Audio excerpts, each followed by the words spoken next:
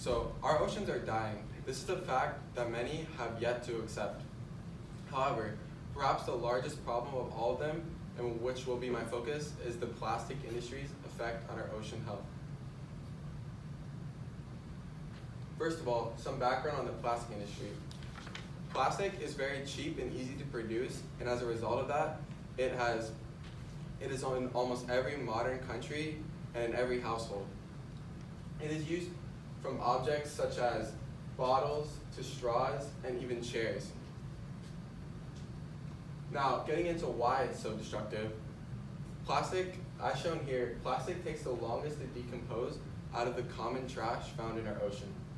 Just a simple water bottle takes around 450 years to fully decompose in the wild.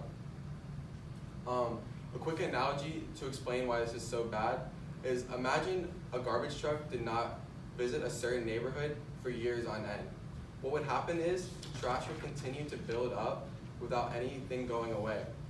This is essentially what is happening in the ocean with plastic. More and more is being dumped in without any decomposing, and as a result of that, marine life is slowly being constricted. This is resulting in an exponential increase as plastic industries continue to grow without any going away. Plastic also usually breaks down to smaller bits instead of fully decomposing, which is still harming animals as they can consume these smaller pieces. Another problem with lack of decomposition is it leads to large chunks of plastic called gyres. Ocean currents take all of the trash into not all of it, most of the trash into these certain areas.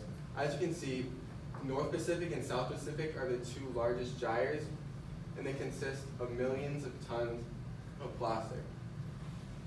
You can also find these gyres in other oceans such as the North Atlantic, South Atlantic, and the Indian Ocean.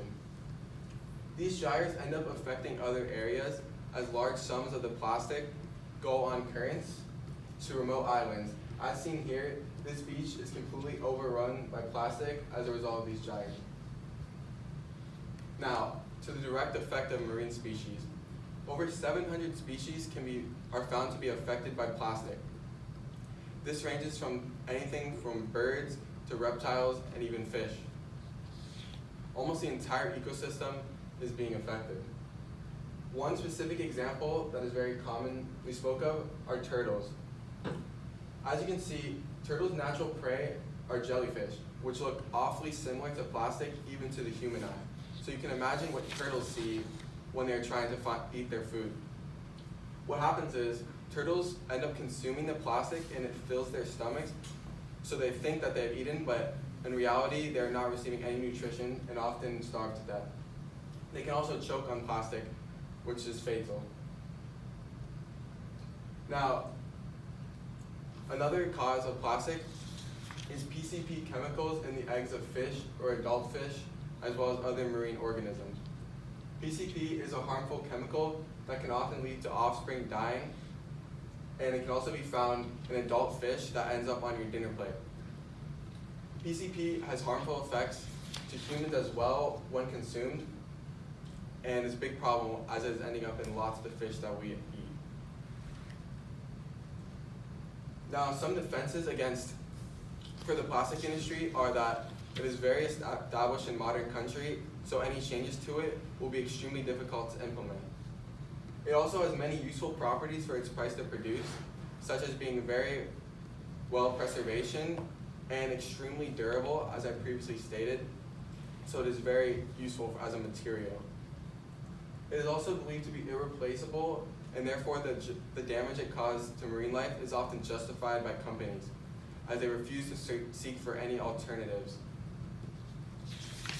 Now, some solutions to the problem, as well as a rebuttal, is MIT and other organizations are currently trying to solve this problem by creating biodegradable alternatives to plastic by combining plastic with other materials.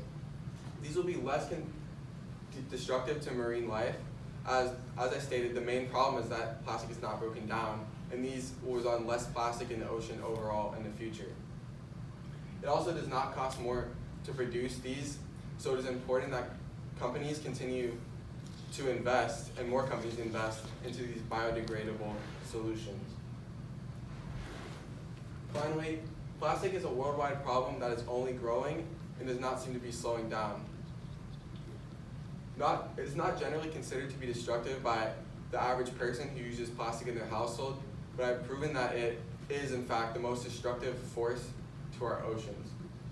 This is a top priority for our society to solve this issue now, as things will only get worse, not better for future generations, and it may be too late to save marine life. Thank you. What questions do you have?